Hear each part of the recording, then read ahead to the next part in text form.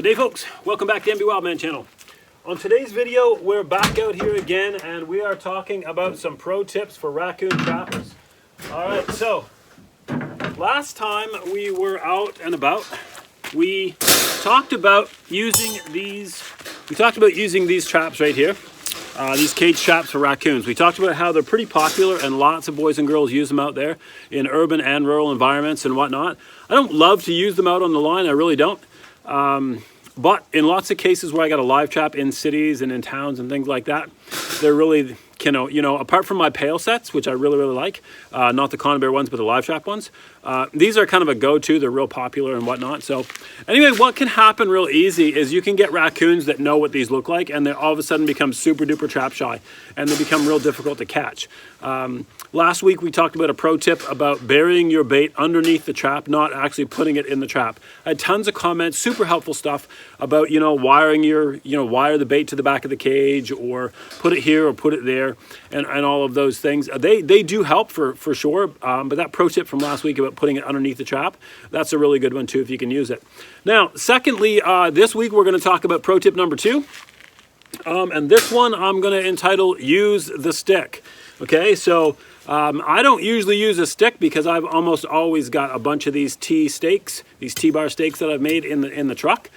So I'll use this, but you can certainly use a stick or anything like that when you go ahead and do this pro tip. So again, some of you may know this already, and you've already, some of you even commented on the video, but I wanted to show those of you that haven't seen this one.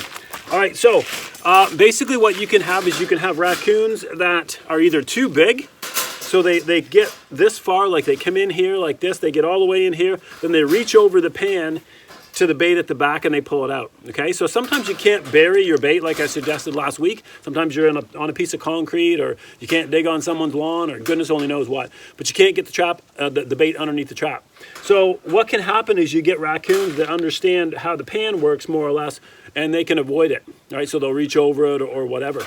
The trick to stopping that is super simple. Take a stick or a stake or whatever, and I go 1, 2, 3, 4, 5, 6. I go 7 rows up, and then I drive it straight through the trap. Okay, now don't use something you're going to want back. So basically what you got is this, right? So you got 7 rows up, or at least I use 7. So basically about 5 or 6 inches up from the bottom of the trap is what I use.